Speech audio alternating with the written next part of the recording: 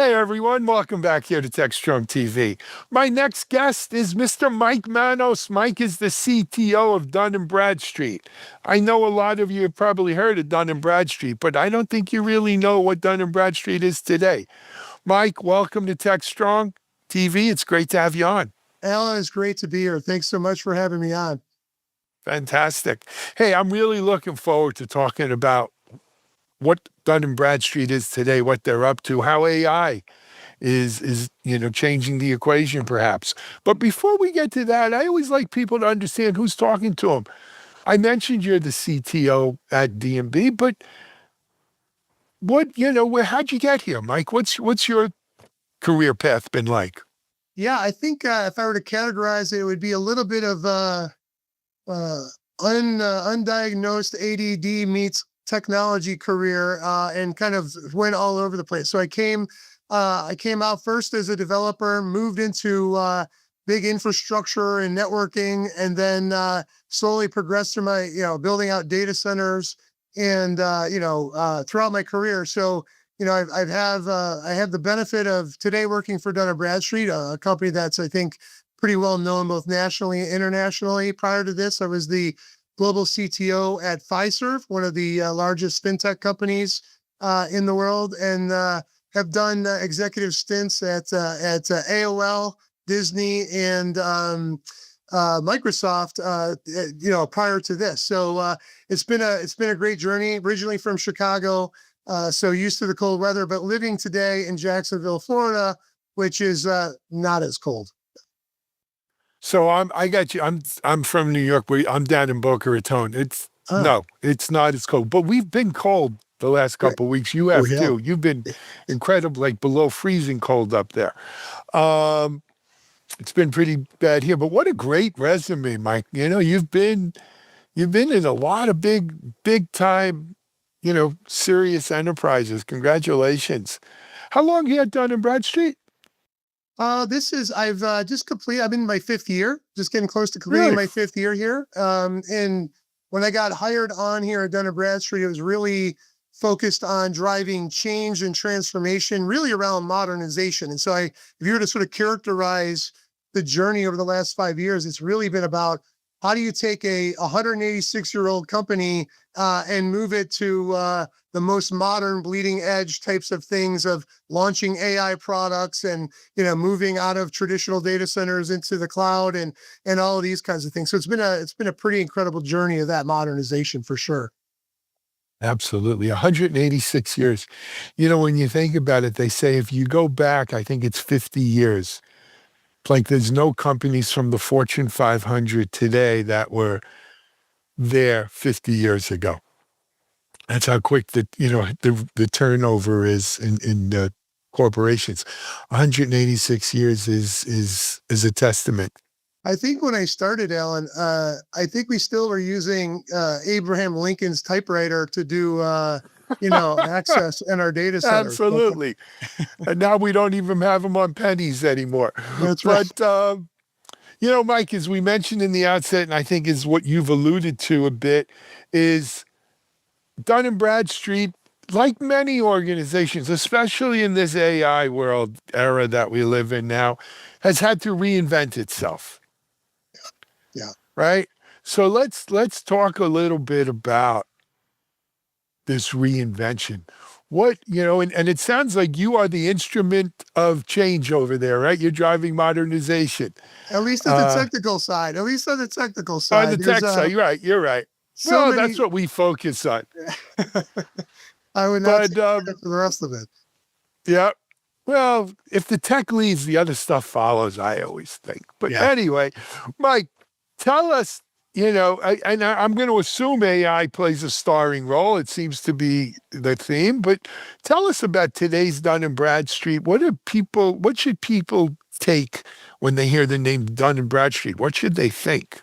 Yeah, I think it's one of those names, Alan, where everyone has heard of Dun & Bradstreet probably for a very long time, but they don't actually know what Dun & Bradstreet does. They probably associate Dun & Bradstreet with the DUNS number, which you historically would need to have to get a tax ID with the U.S. government or to sort of validate or verify that you are a real business.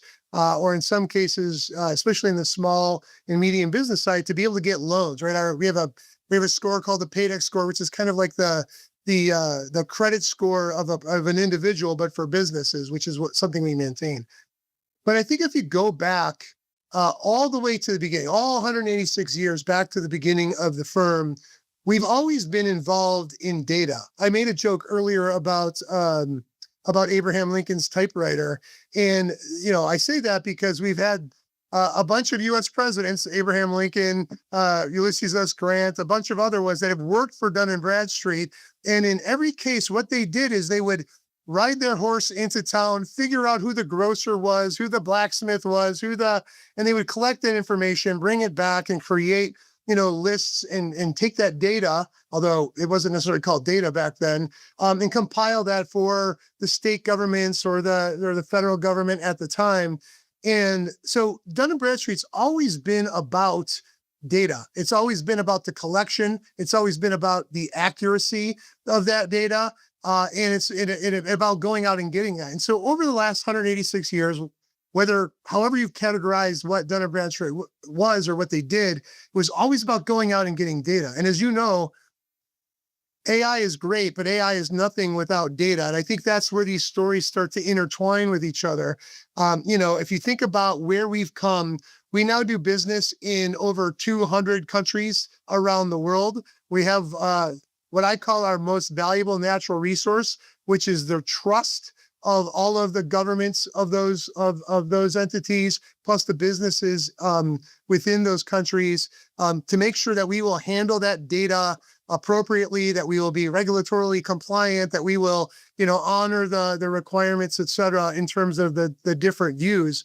And so when you think about just the size, I know we're on Techstrong TV, but you think about we ingest, a little bit, well, actually a lot north of about 5 exabytes of data every night. We process that data every night. We categorize that data. We process it. We put analytics on it. We get other data around that data and the metadata. We put that back into our data. So the data supply chain that we have is absolutely world-class. And when I say world-class, it's because it spans the world and it's compliant to all of the differing, regimes. As a computer science person, everything needs to be efficient. But when you start getting into things like data on the global stage, it becomes a lot more human, or more human factors that you have to factor into, which makes it less efficient, but a more interesting, harder problem space to solve for. And so when you think about Dun & Bradstreet today, we are one of the largest data ingesters, normalizers, and then we take that data and we sell that data, or we market that data for businesses to use in their own business applications. We do that for risk businesses, for credit businesses, banks, large financial institutions, sales and marketing businesses.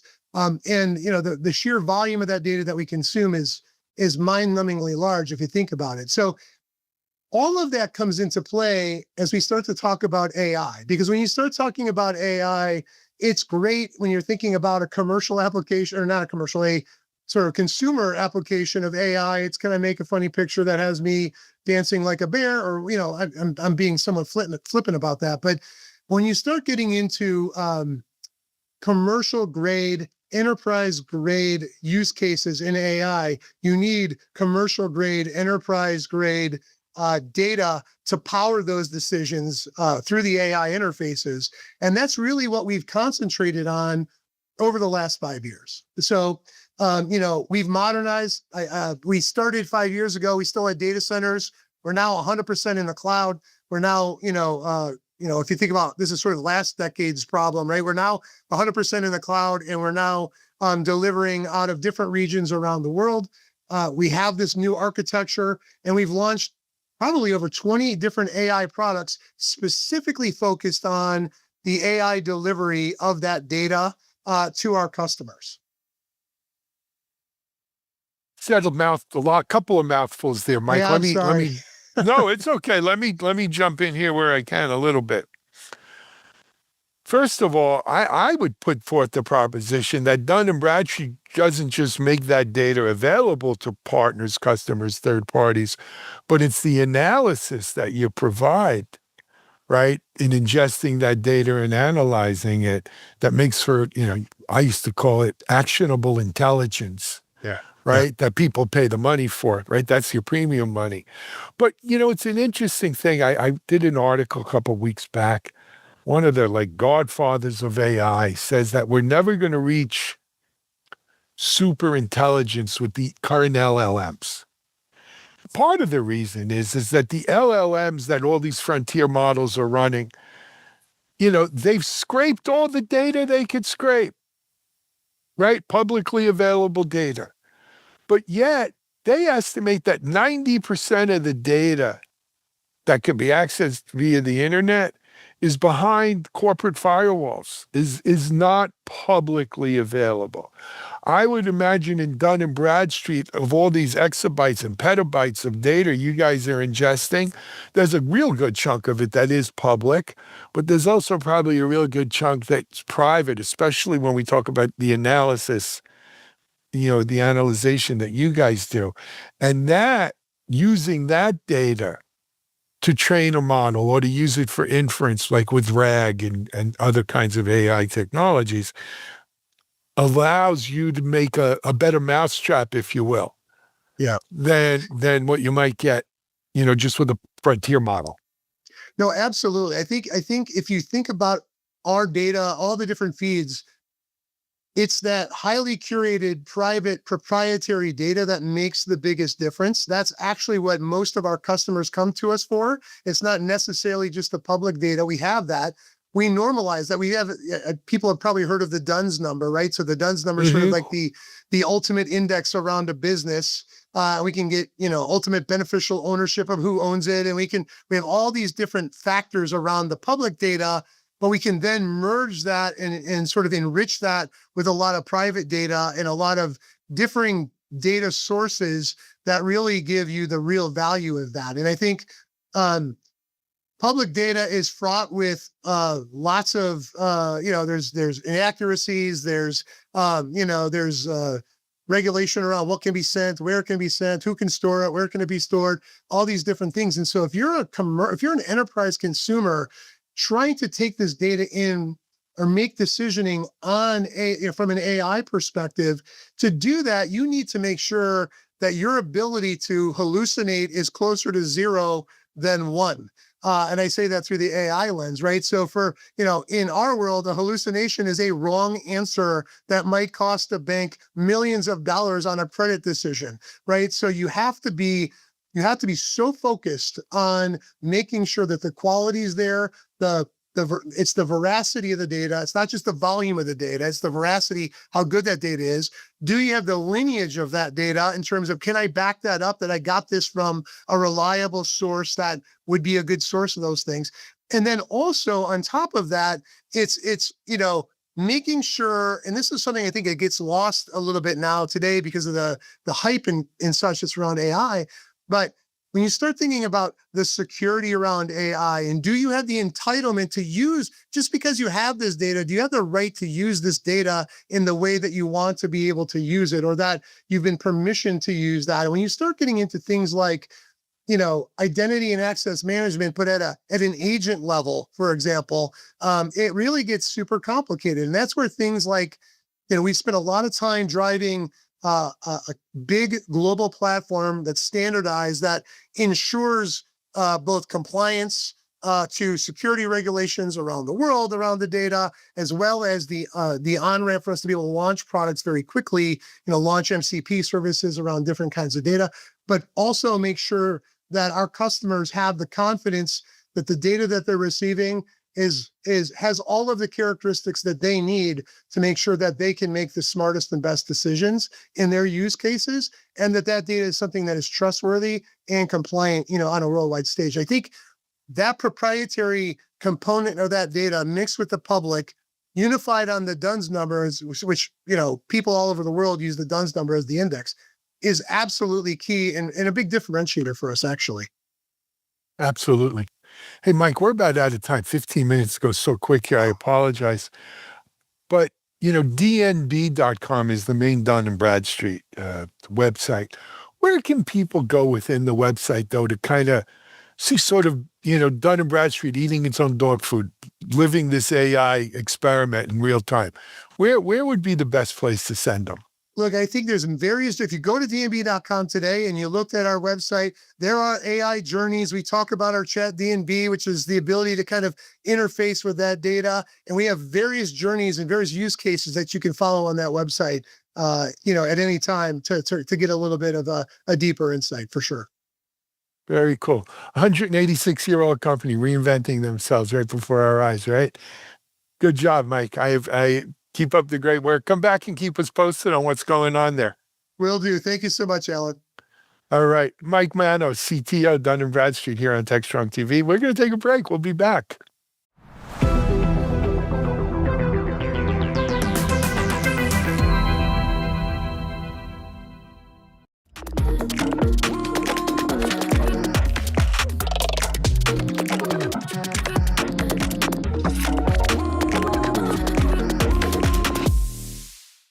Welcome to Security Boulevard, the cybersecurity podcast from the Future Room Group. Our episodes explore a variety of topics within cybersecurity and the technologies behind it. You can find us on securityboulevard.com, the Security Boulevard YouTube channel, Techstrong TV, and every one of your favorite podcast platforms. Yes, even that one. I'd like to take a moment to introduce our co-hosts and guests for this week before we jump in, starting with one of my stalwarts, Mr. Mish Ashley. Mitch, it's good to see you again. Good to see you on this both warm and cold day, depending on wherever you are in the world. Yikes. And joining us for the first time is another friend of mine, Mr. Steve Palooka. Steve, tell everybody who you are. Pleasure to be here. I'm Steve Palooka. I've been in computers and networking since the mid-'80s, retired most recently from the service provider side of things, running security and the network architecture in that space, and definitely looking forward to talking about this. And we're looking forward to having you join us. Of course, my name is Tom Hollingsworth. I am the person for all things security at Tech Field Day, which is a part of the Future Room Group. And let's jump into today's episode because I want to talk about supply chain hacks. No, I'm not referring to that Bloomberg article, and you know which one I'm talking about. I'm talking about a very interesting supply chain hack that we found out about last week. It involved everyone's favorite IDE, Notepad++. If you're someone who has been doing programming for a while, and I'm talking about real programming, not vibe coding, where you actually have to type out the syntax, you probably know what Notepad++ is. It has become universally lauded as the thing that Notepad should be. And a lot of people have downloaded it over the years, and it's constantly being improved. But one of the things we found out was that it was improved in a specific way over the last couple of months. Someone was able to inject code into the update system that would allow nefarious actors to redirect certain people downloading Notepad++ to a different download location that would then allow them to serve up a version that had been compromised. And there's a lot of talk about this on the internet. In fact, I thought it was rather hilarious that I found out about the hack only after I had watched a video that had been posted on YouTube talking about the history of Notepad++. I'm like, wow, this is kind of fortunate. And then like 2 days later, I'm like, oh, that's why they published the video and were so big at the end about talking about how they were going to be authenticating downloads from secure mirrors and things like that. So I want to kind of open up the room here to my guests for this week. Have you used Notepad++ before? Were you aware that it was a smaller shop? And what are your thoughts kind of around this whole supply chain hack that people were able to pull off with it? Jump in with it's a well-established tool, as you were kind of alluding to there, Tom. Been around for a long time and used by the technical community. I don't happen to use it much anymore using other IDEs, but it serves a purpose in the ecosystem, if you will. In one way, this is not a new thing, right? We've seen supply chain hacks, and this is coming through, redirecting you to a different update server, which happens to have updates you probably don't want to get.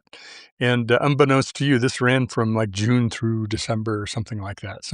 For some while before it was detected. So my curiosity about it is, why did it take so long to get updated? Hacks are going to happen. Package managers are a huge supply chain attack source, target, if you will. Just like update servers are, it's kind of reminiscent, if you will, of, that the one you were talking about in Bloomberg that happened with the distribution of code updates. It's part of what we have to defend against. So it's not just about secure code; it's about the infrastructure that distributes secure code. And I want to make a point real quick that you brought up the fact that this is not something that's new. If you used a Windows laptop from the year 2000 on in an enterprise, you have dealt with a redirected update chain. If you've ever used Windows Update services, that is literally what it does, is it pulls down the entire Windows Update catalog and it redirects your local domain-connected machine to that server so that you're not constantly going out to the internet to pull down service packs and things like that. So this is known technology. We've known about this for years. I think it's interesting that, this kind of came to the front because we've seen other attacks like this. I want Steve to kind of get his thoughts in here before we talk about, another famous supply chain hack that happened a few years ago. Yeah, I'm definitely aware that Notepad++ is a big part of especially the enterprise side of things. But most of the companies I've been at, since in actually the vast majority of my career, we've been running on Macs. So we're not using Notepad++, which is a Windows-based system. But in the enterprises that I've had contact with, it is very common for the developers to be using this because of the feature set that they was by developers for developers, and really stellar in that regard. So I think the given the target that they appear to be going for, and as you mentioned, using the existing technology that's designed to do what it's designed to do, it was a very, very clever insertion into the technology and using everything that would be expected to be seen. And it doesn't surprise me that it took 6 months to be noticed. And just so everybody knows, the attribution that we've seen right now is that it was a nation-state backed group that did this. And I think that the fact that they were very quiet about it is the reason why it escaped detection for so long. They weren't redirecting everybody. They were redirecting specific targets. And that is why I think people started to kind of get into the fact this was nation state backed. If this had been, we'll just pick a random group out of a hat, like a Lapsus group. Not that they're known for this kind of thing. They're more insider threat type people. They would have just blanketed it, right? Like everybody would have had the compromised version, and someone would have done a hash check on the files and went, wait a minute, this isn't right. And they would have gotten found out probably after a couple of weeks. But the fact that this was extremely targeted, that it escaped detection as long as it did, until someone finally said, wait a minute, something doesn't work here. This feels an awful lot like the SolarWinds compromise from a few years ago, where they injected compromised DLLs into the build process so that they could essentially have presence where they wanted it, but they didn't make a big deal about it, right? Because we know from the the wonderful postmortems that have been done for years that they were targeting U.S. government agencies and large enterprises to exfiltrate data. They were not saying, oh, well, I'm going to crypto lock your monitoring infrastructure and demand a Bitcoin from you to unlock it.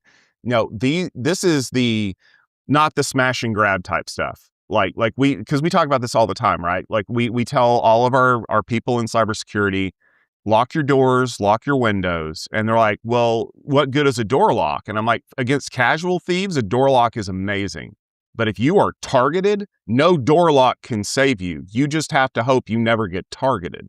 And that's what we're seeing here, is that the group behind the Notepad++ compromise, they had very specific people in mind when they did this.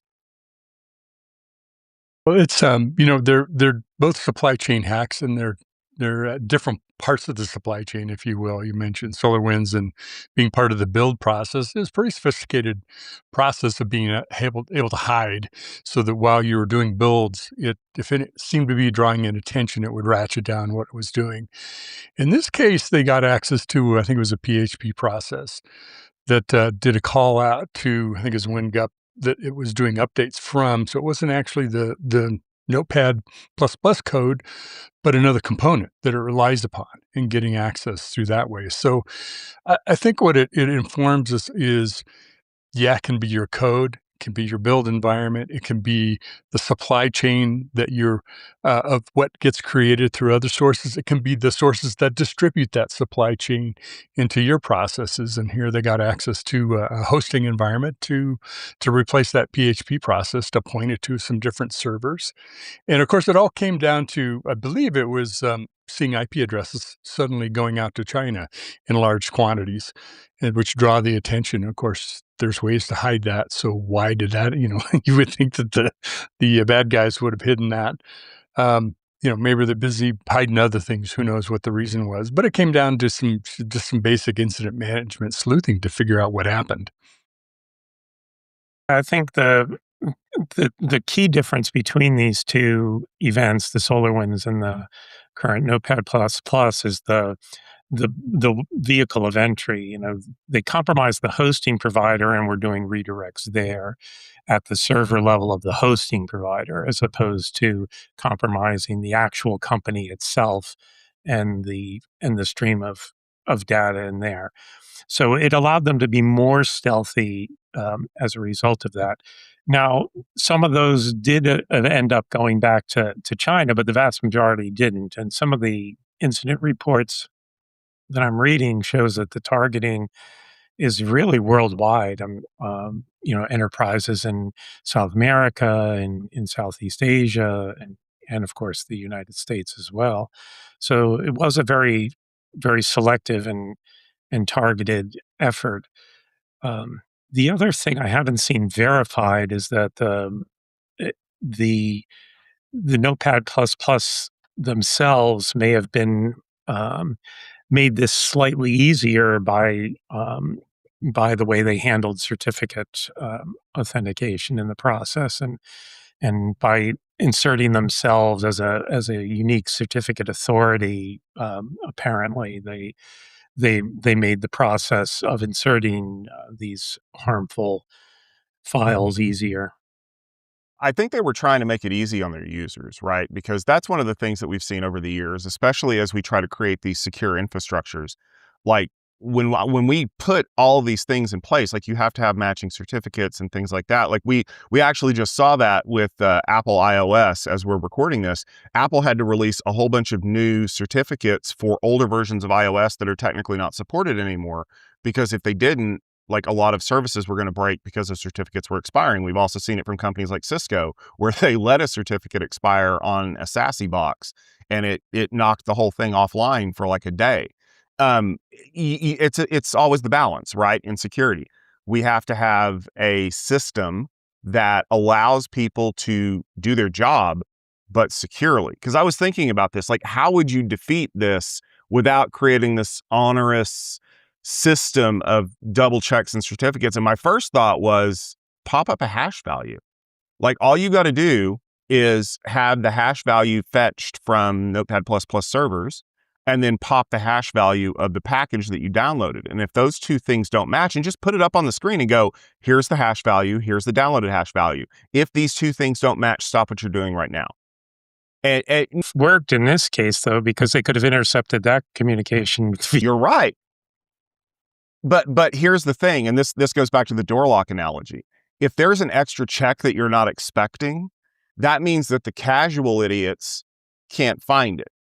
The really dedicated ones will catch it. And, it's like making sure that you're modifying every little thing so that it passes all of the checks. Sometimes that's less valuable to people because it's more work. But then you get into these, the chicken and the egg problem of, I need to secure this, but it's going to be too difficult. Well, then how do I do it? You're always going to be chasing this, right? Because in a lot of places, like, Microsoft's solution would have been, we'll just use Notepad because it's integrated into the OS and we control it. Yeah, and that's corporate America's response is probably like, don't use Notepad++ anymore. Which all of us would have turned around and went, yeah, sure. Anyway, going back to using Notepad++. So like, how can we create infrastructures that balance ease of use with enterprise level security? I think what this points to is something that I've disagreed from day one, which is this shared responsibility model, shared security model, that it isn't one person that's responsible, it's all of us. At the end of the day, you're responsible. If it's your app, if it's your service and all the providers you use to deliver it, it's your butt on the line and when something happens, right? So you just said, why don't we just replace Notepad++? It wasn't their fault that this happened. It was a hosting provider, right? Did they pick the wrong one and they were derelict at it? No, I doubt it. It's probably just a flaw. Maybe some credentials got stolen. Who knows how the hackers got access to this particular server?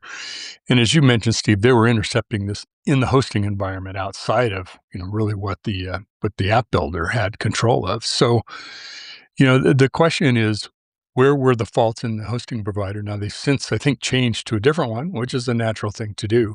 Nothing to say that couldn't happen at somewhere else. So at the end of the day, I think we have to be really clear about, yeah, there may be a shared responsibility model, but at the end of the way, the butt on the line is yours when you're delivering the service, no matter who your partners and service providers are.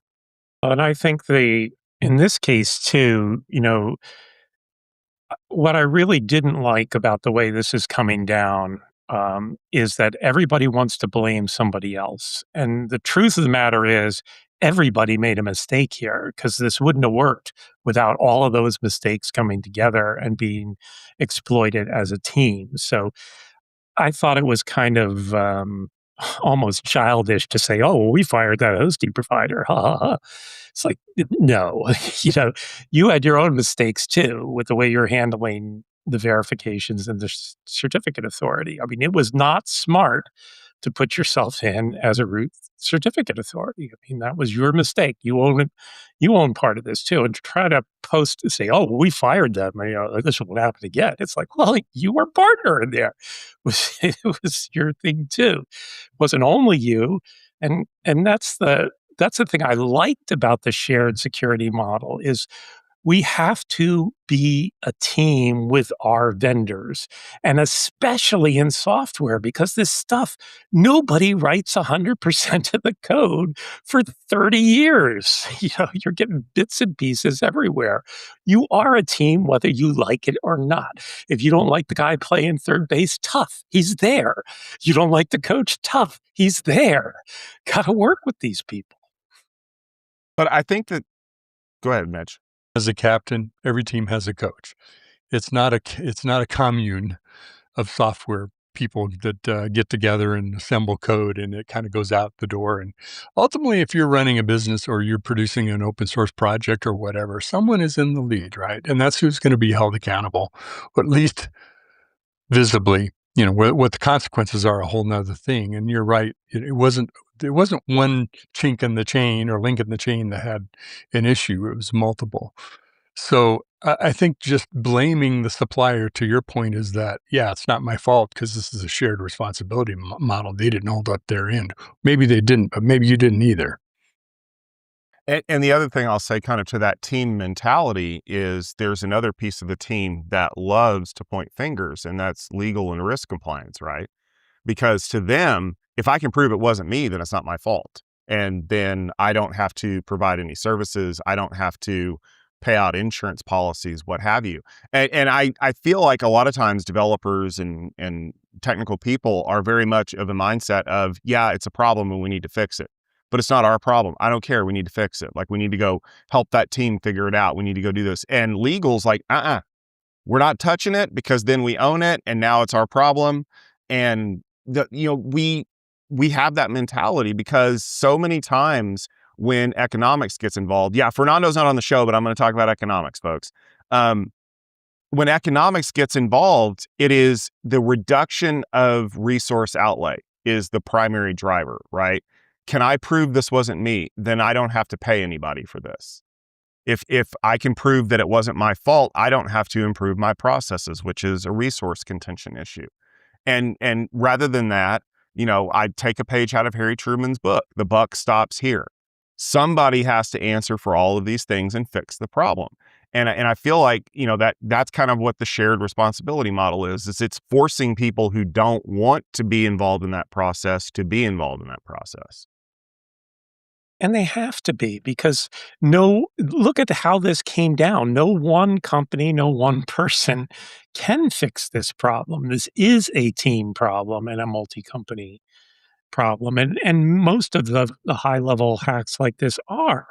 So, yeah, I have seen that attitude with the responsibility, the fiscal and and legal. But in my opinion, that's going the wrong direction, and that's bad for a company.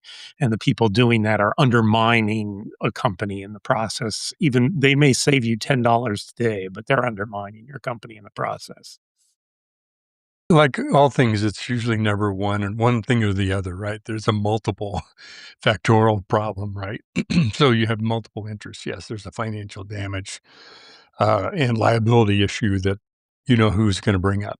And that's always going to happen. It's part of your incident response process to bring in all the communications and legal and all the different processes, the part about how we're going to respond to this incident. And unfortunately, it isn't just the right thing to do all the time. It is the right thing to do for the company and their customers, which isn't necessarily what we might believe they should do as individuals or even customers for that matter. So I don't think that system's changing anytime soon. And I think it's just how do we best work through it, right?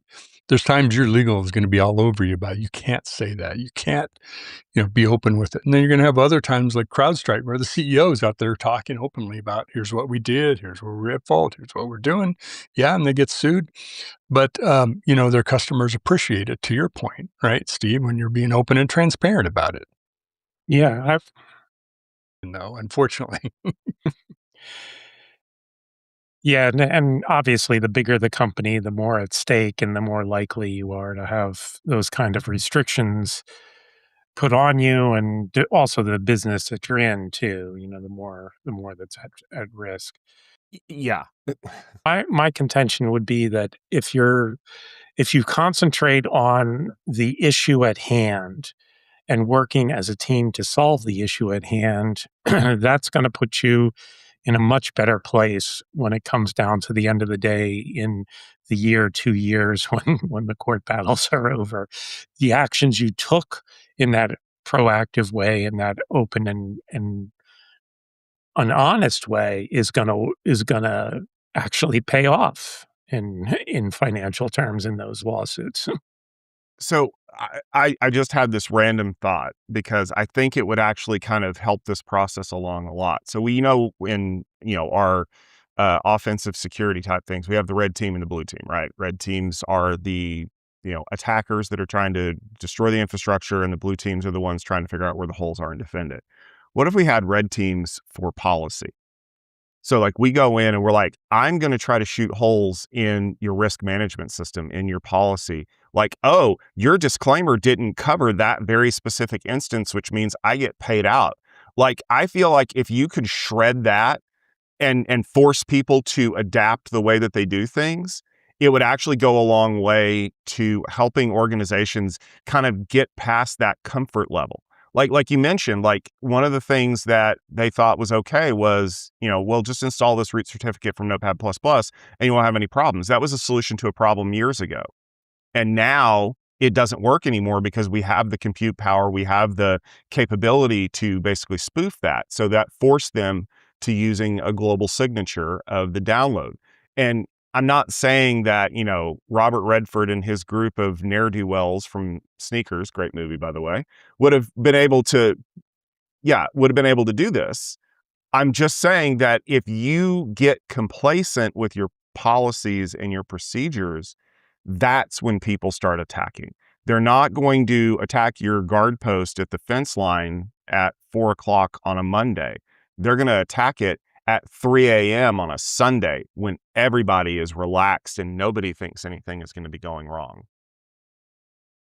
I think that's a very good example of what I refer to as stress testing, right? It's stress testing the process, stress testing assumptions, stress testing what we think are axioms or unmovable or unchangeable things are environment, and whatever I may believe about what the lawyers are willing to agree to may not be accurate, right? It may be just my perception or bias or whatever it might be, to your point. And I think that's part of the red teaming could be just about as much about policy as process as it is technology. I think to the point is ultimately, I kind of feel like we're ultimately interested in seeking the truth. Now, what gets disclosed and how it goes through all those processes and all of that, we really want to understand what happened. Because if we seek partial truth, then we look for blame, right? Because we don't want to disclose what really happened, because then we'll get blamed for it. No, we want to understand what happened, right? What really occurred, and false ignorance isn't going to help us when we show up in court and they show us the evidence that we weren't willing to face ourselves.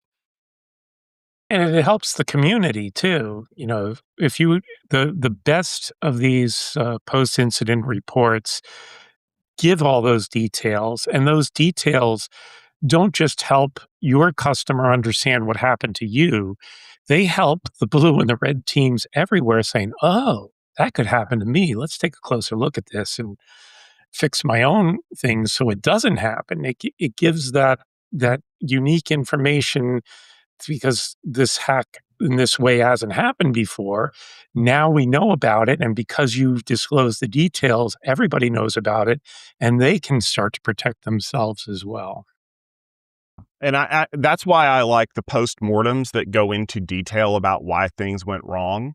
If you want an example, if you're listening to this podcast, you're like, well, how do I write a postmortem that does that? Just look at anything Cloudflare's ever done. Cloudflare writes the best ones. And they do assume blame when something goes wrong. I remember, we were talking about one of the Cloudflare outages last year, and the CEO and the CTO flat out in a LinkedIn post said, "We failed you today." Like, you don't have to fall on your sword, but you do have to help people understand, and not just stopping at the moment where you figure out it was these people's fault. Because I feel like that's, it's like a cognitive impairment, right? It's like, oh, yeah, it was the hosting provider. Well, we're out of the mix. How could you have prevented that?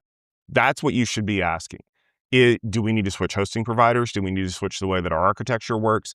If you can work through every problem like that, you'll have a much better solution. And if you can't implement it, you can talk to people about how to implement it. It's like, hey, we noticed that this happened. We're going to change our system to do it like this, but you should be changing it for not only us, but for other people so that this doesn't happen either. The emphasis you put there on not assigning blame. The best companies that I worked for, when we had these incidents and we did we had an outage or whatever, not necessarily a security incident, but an outage caused by, a failure of one sort or another. The best companies never mention the name of the engineer who made the mistake. They just outline what went wrong and why it went wrong and why we have a new procedure or what procedure should have been followed so that these outages would not have occurred.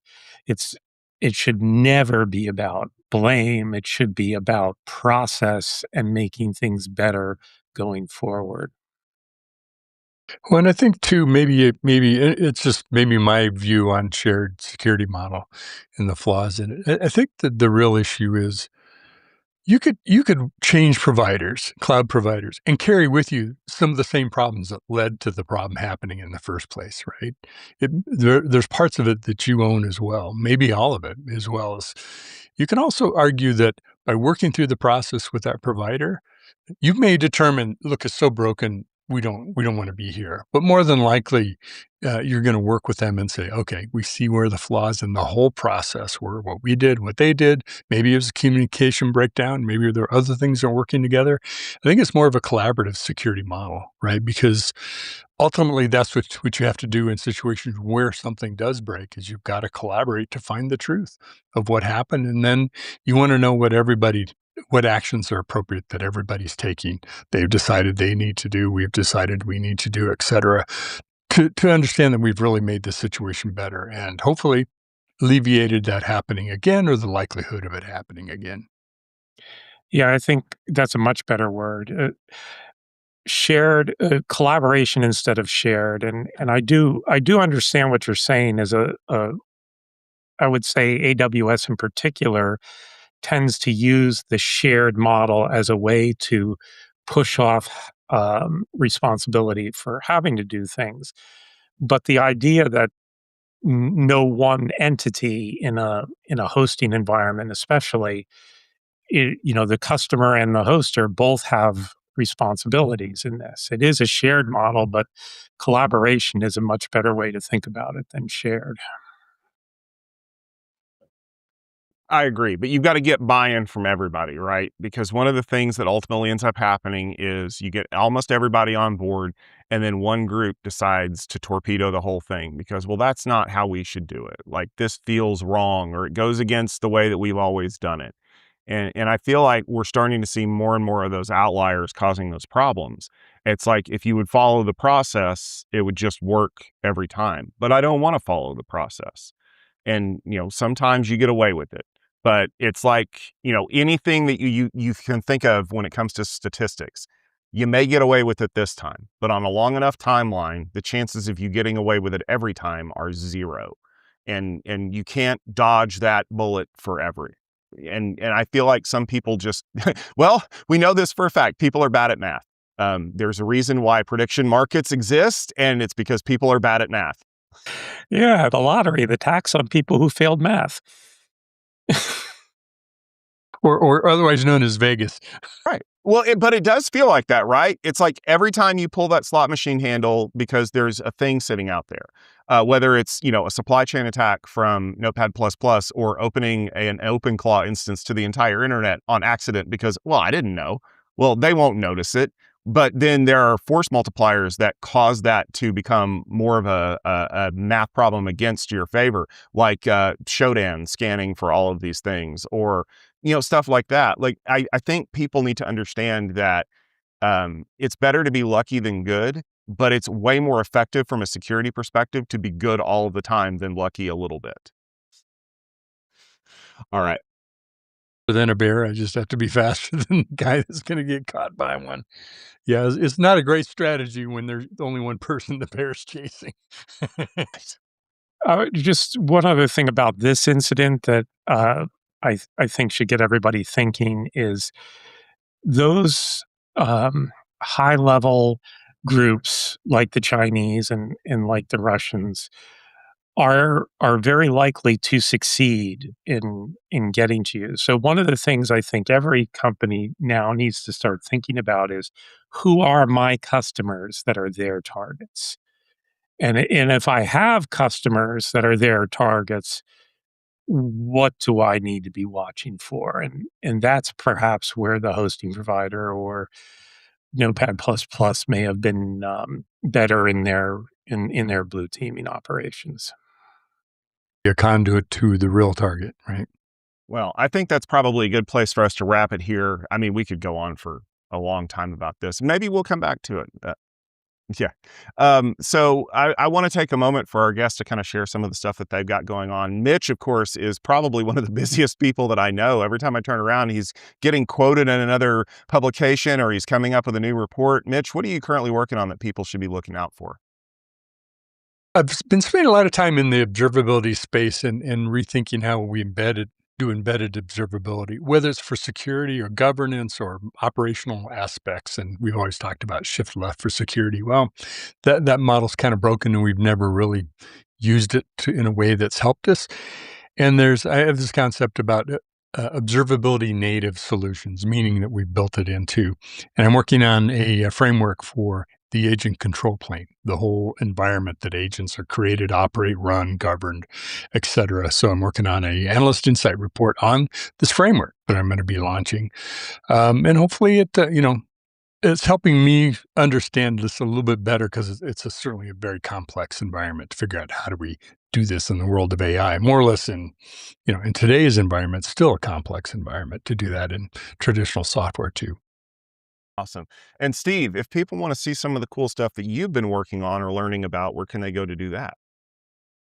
Probably the best place to follow the things I share is on LinkedIn these days, or I've got a Blue Sky account as well. But I would say I'm mostly interested right now in understanding how the tooling of AI is going to affect the networking industry going forward. I see a lot of really cool and exciting things happen. This is equivalent in my mind to what happened in videography in the in the 90s and the early 2000s, where instead of needing engineers to do videography, everybody had it in the palm of their hand by the end of the cycle, and now everyone can do video. And I think networking is going down the same path with the help of AI, and I'm really excited to see what's going to happen here. Super interesting. I'd love to read some of that, Steve, when you're ready. Sounds awesome. And of course, if you're interested in some of the stuff we do at Tech Field Day, make sure you check out techfieldday.com. We just posted some videos as we're recording this from an event that Steve was a part of, AI Infrastructure Field Day. We also have some upcoming things related to cloud. I, of course, will be at RSAC this year, along with several of our Future Group folks, and we'll have some great Tech Field Day content coming out of that. We want to thank you for listening to this episode of Security Boulevard. If you enjoyed this conversation, you know what to do. Head over to YouTube, subscribe. You can also subscribe in your favorite podcast application of choice, because we don't want you to miss any of these wonderful episodes. And the other thing is, if you want to leave a rating or a review or even a comment on any of our stuff, that really does help the show grow, because those platforms love to highlight things that people take the time to talk about. This podcast is brought to you by securityboulevard.com and the Future Room Group. If you want to check out show notes or see past episodes, the best place to go is securityboulevard.com. You can also check us out on the Techstrong TV website, or if you're more of a mobile person, use the Techstrong TV app. That's available on Apple TV, Roku, iPad, iPhone. If anybody wants to get it running on a BlackBerry, I'd love to see that. But otherwise, make sure that you're following Security Boulevard on X, Twitter, and LinkedIn. Just look for Security BLVD. There's lots of great content out there that you're going to want to tune in for. And we hope that we'll see you next week.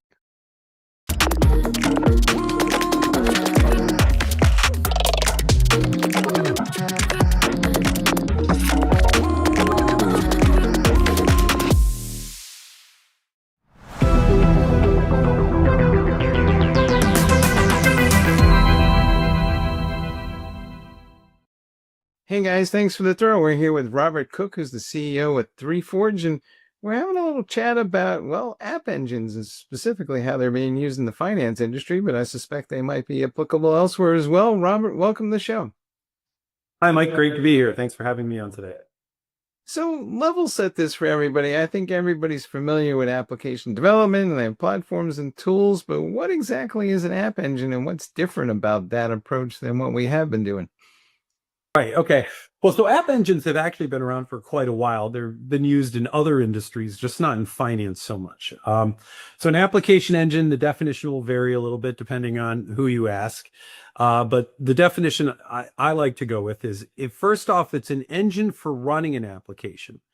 But the distinction is it's also a workbench or integrated development environment for building applications. So it's not just about the ability to run an application, it's also about being able to build and maintain applications. And if you'd like, maybe I'll start off with just an analogy within the gaming industry, because that's where application engines have been used for quite a while. Sure, go ahead. Okay, right. So first off, if you look within the gaming industry, obviously the gaming industry is a mature industry. It's been around for quite a while. Just as a quick aside, that's where I kind of cut my teeth. That's what got me into building high-speed systems, was trying to always fight the CPU and see how, eke out that extra little bit of performance by building tighter code. But with that said, if you look at the way video games are built today, whether there's a handheld device or something that's, running on a desktop or your Xbox, whatever it happens to be, your console, inevitably that is running on an application engine. There's a few big engines out there, Unreal, and so on. I won't go into all the details of it, but there's a few application engines out there. And any video game you play, there's about a 95% chance it's built on one of those application engines. And if it isn't, it's probably been built on an homegrown internal application engine, like something like EA Sports. So stepping back, if you wanted to build a new video game, you would not sit down and start to build a 3D environment and then say, I'm going to build my own physics engines. I'm going to build all the logic for non-player characters, things like that. What you would do is you would take one of these application engines, and then you'd think about, well, I want to build a 3D video game. So you'd use a 3D workbench where you would start to lay out these characters in a 3D environment. And if you wanted to change things, you would use that 3D environment to make those changes. This is, I think, very logical. This is how you would envision a video game being built. You're not building it one line of code at a time. You're using an environment that's designed to help you within the environment of the application you're trying to build. Now, if you look within finance, let's rewind pre-application engine. People are using languages like Python, Java, C++. These are general purpose languages that are not really designed for finance. And so the IDEs, the development environments in which people are building these applications are also fairly generic sort of environments. And so really, again, what an application engine is it's about being able to have an environment that's suited, that's designed for letting you build your use case and run that use case. And that's what makes an application engine so different from any other type of framework. And why is the finance industry finally coming around to this? And will I see this in other sectors besides gaming and finance? Well, you can see it in other sectors now. Government uses, so Palantir is very big within the government. Within IoT, that it's also very popular within there.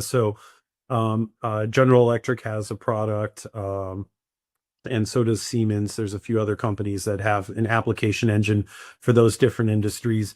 You've got Salesforce within retail.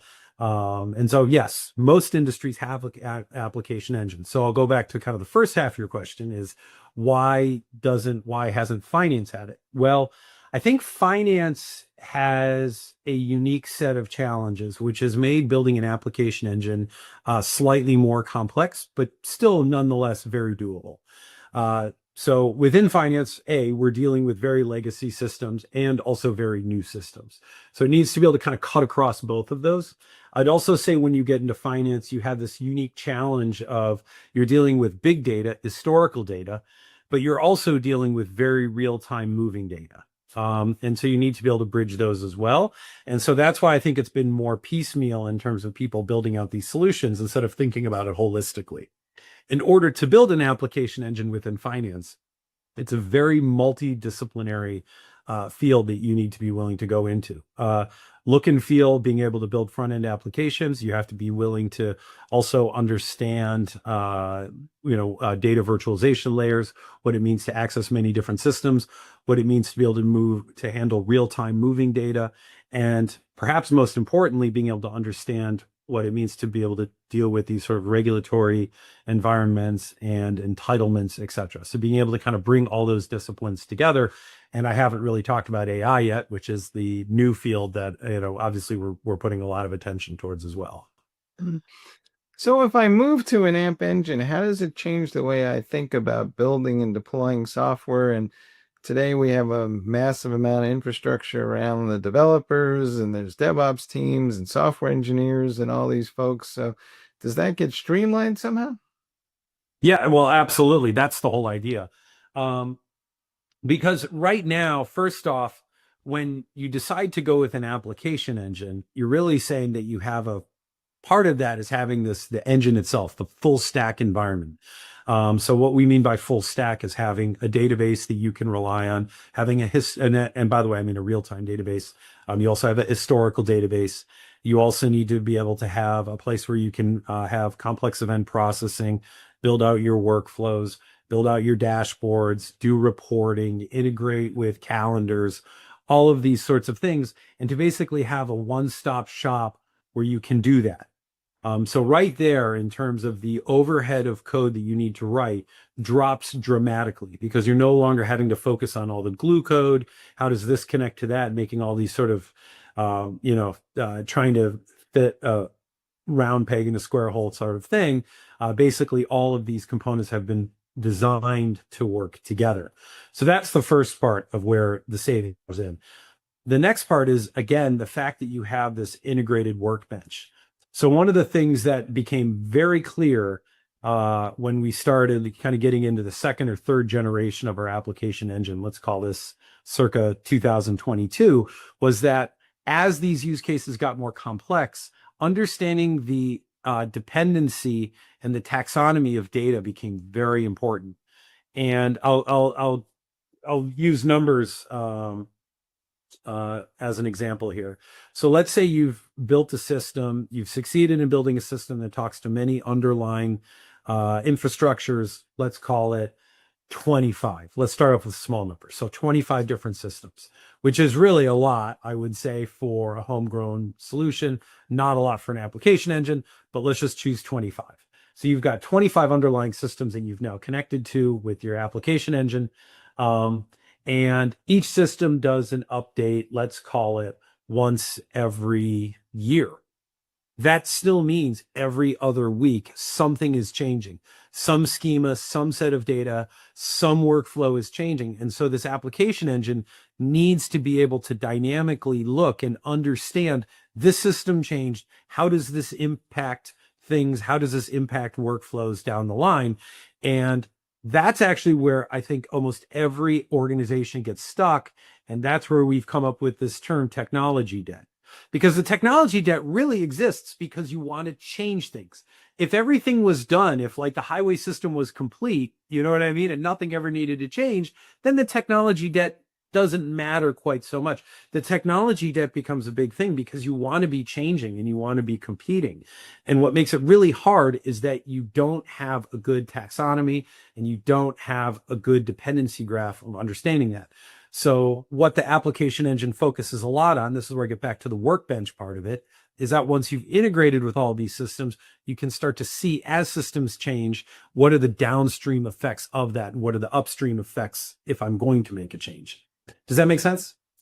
Yeah, is this a way to kind of have my cake and eat it too? Is I need more structure and more centralization, but I don't want to be locked into specific platforms. So is that app engine providing essentially a layer of abstraction that kind of does both?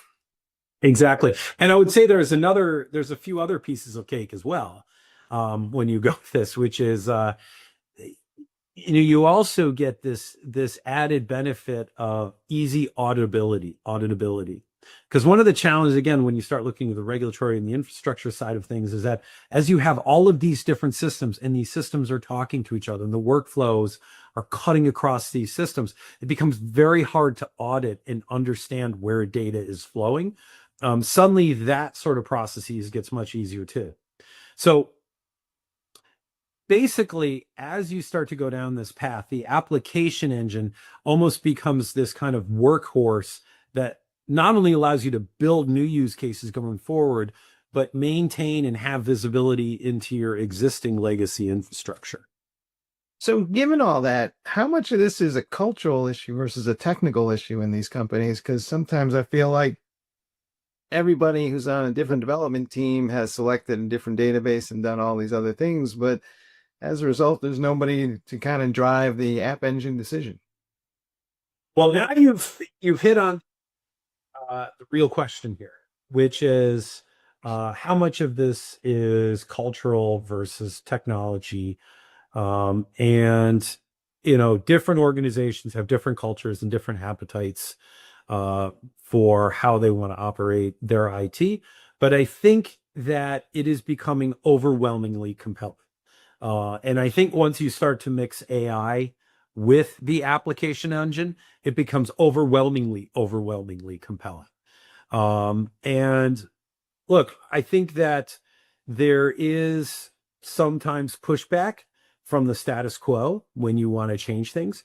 We generally have found much greater success when it comes to coming in with new use cases or use cases that firms have traditionally been struggling with, than trying to rip and replace existing stuff. That's just, I guess this just gets a bit into, human nature, right? Self-preservation. It's a bit difficult. I think we had one of our best customers. And by the way, 5 of the largest tier 1 banks in the world use us for probably somewhere between 500 and 1,000 use cases. So we've had a great success at really large organizations that have 100,000 plus employees.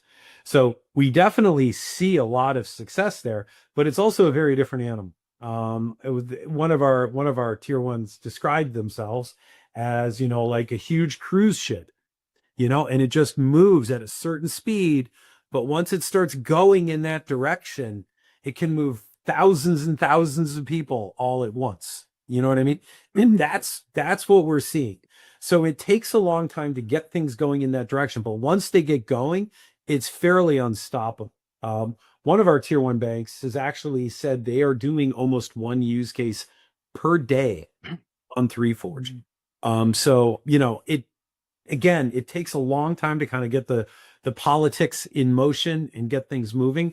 But again, once people give it a shot, it is, I would call it, overwhelmingly compelling. So you mentioned AI a couple of times. Walk us through that a little bit about why AI is forcing this conversation. Well, forcing this conversation because, well, first off, it's in the news a lot. So people see about it, they know about it. It's affecting markets.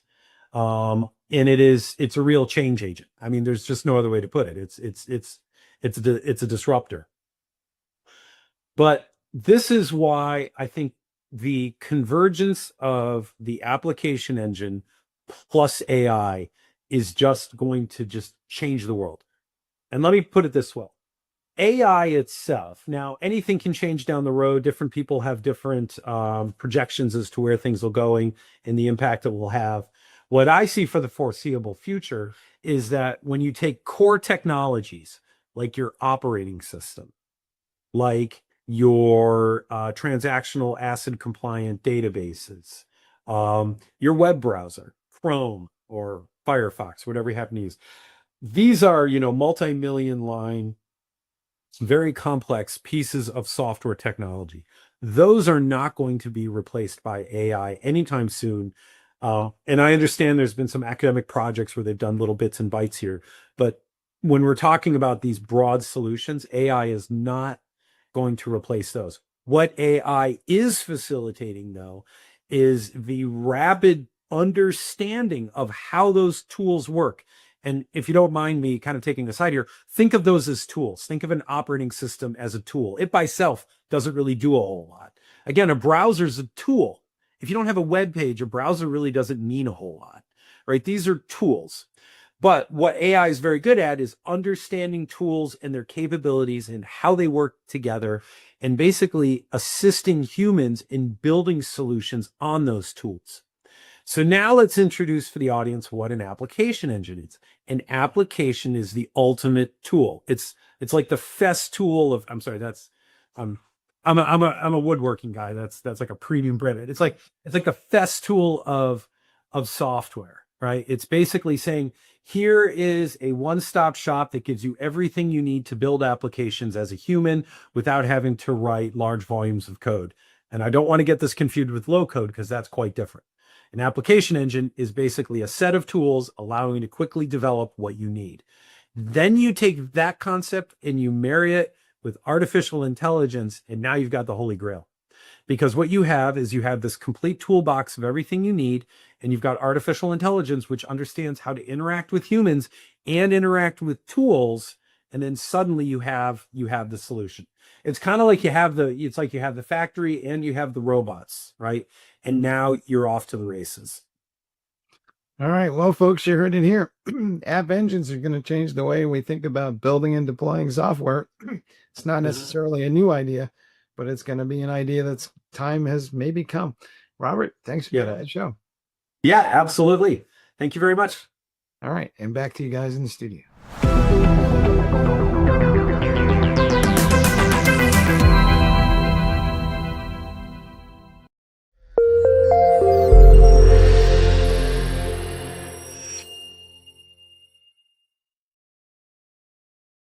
Hey, everyone.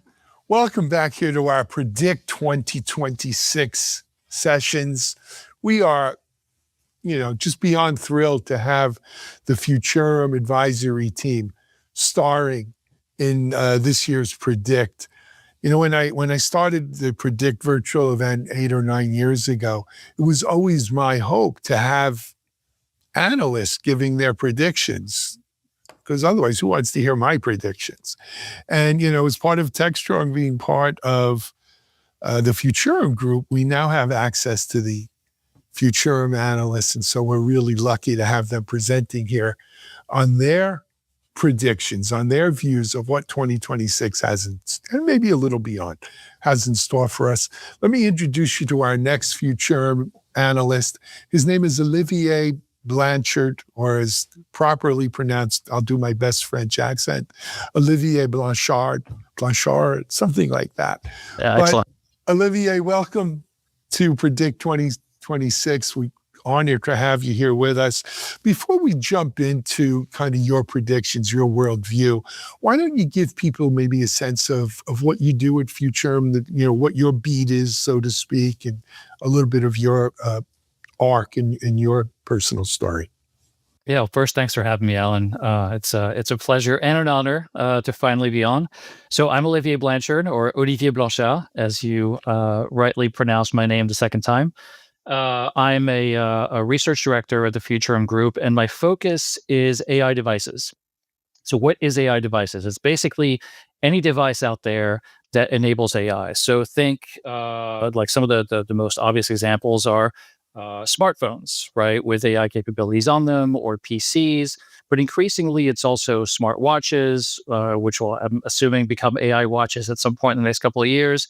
The little rings that measure some of your vitals, right, like all the wearables.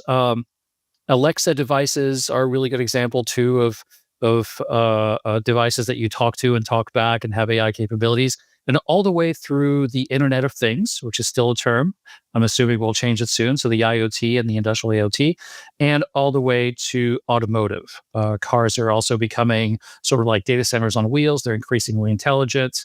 We're finally going to get, I think, a decent version of kits. The Knight Rider car that talks back in the next few years, maybe minus the turbo boost, hopefully. So anyway, that's my purview. All these devices that make AI much more interesting and functional at the edge. That's not just AI in the cloud somewhere.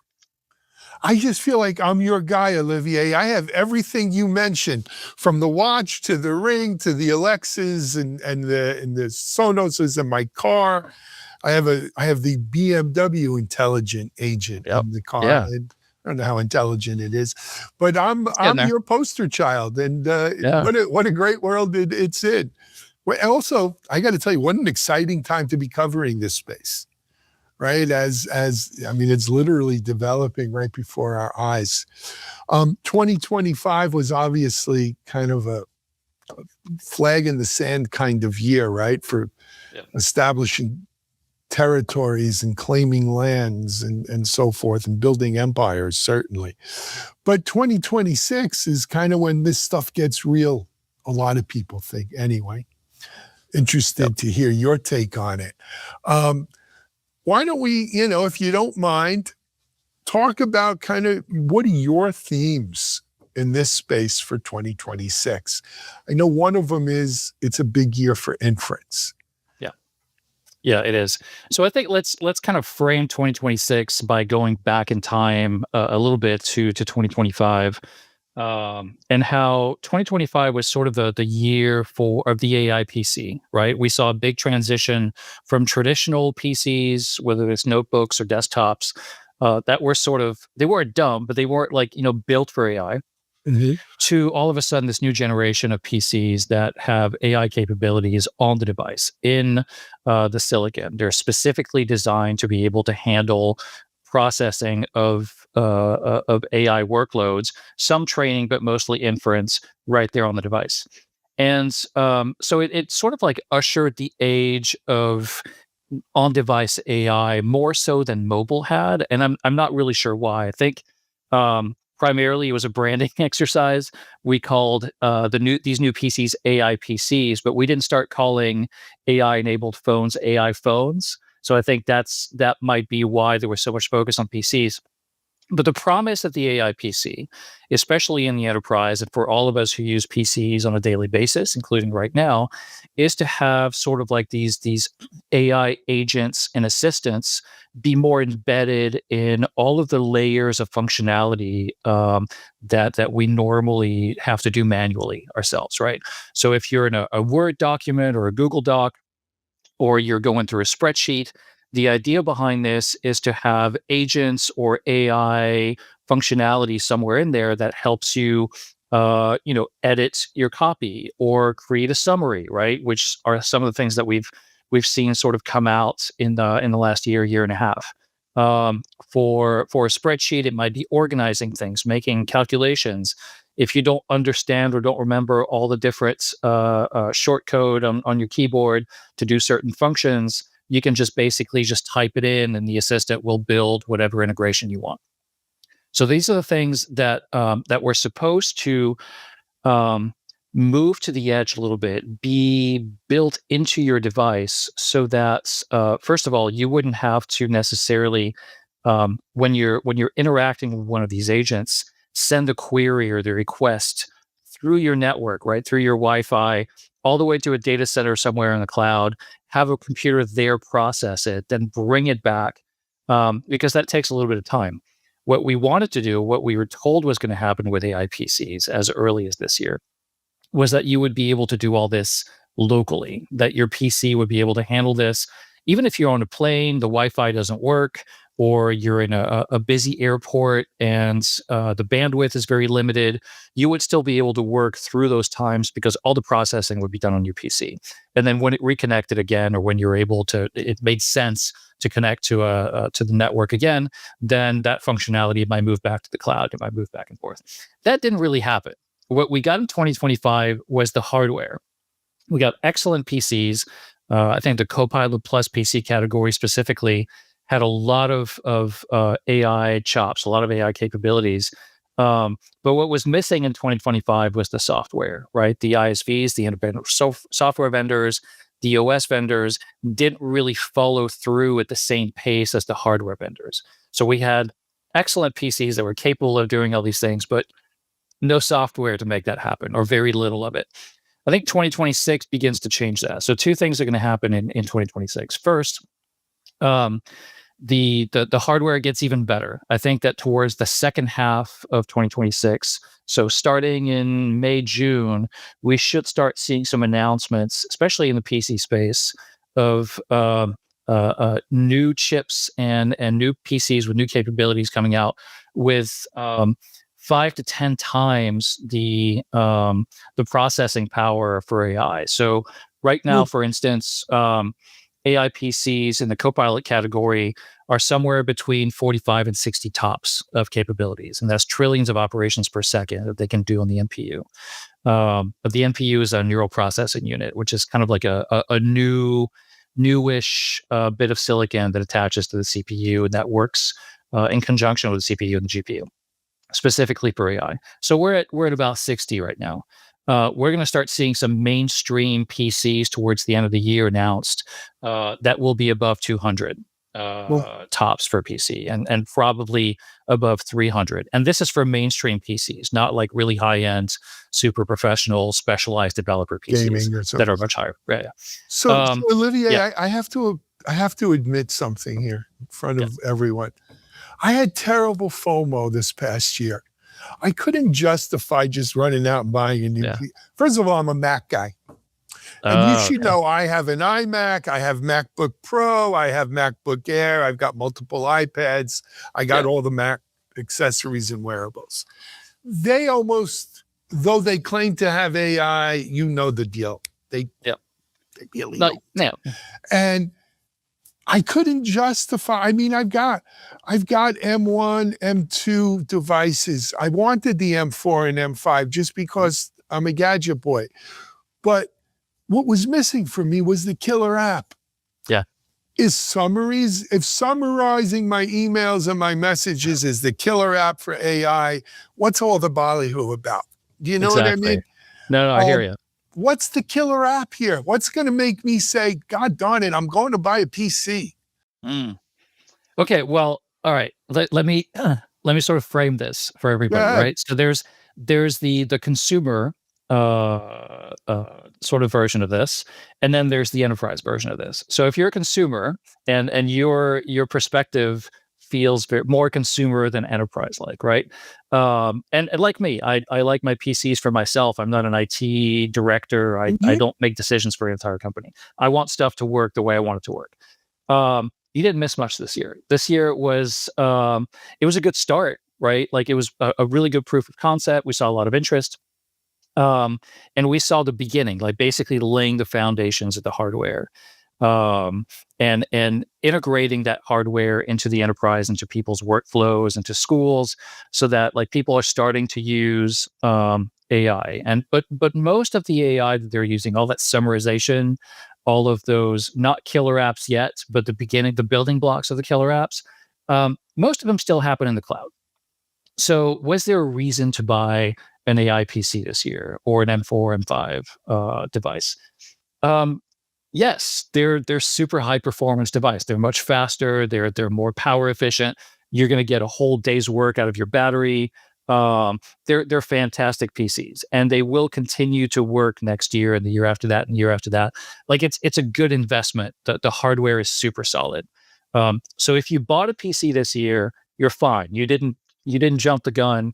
You're not going to have regrets next year, or not major regrets. You'll be fine. Having said that, if you didn't buy a new PC this year and you're waiting until 2026 to do it, you will be rewarded by much better hardware, much better battery power, battery life, efficiency, better security, and at the same time, you'll probably start seeing a lot more software.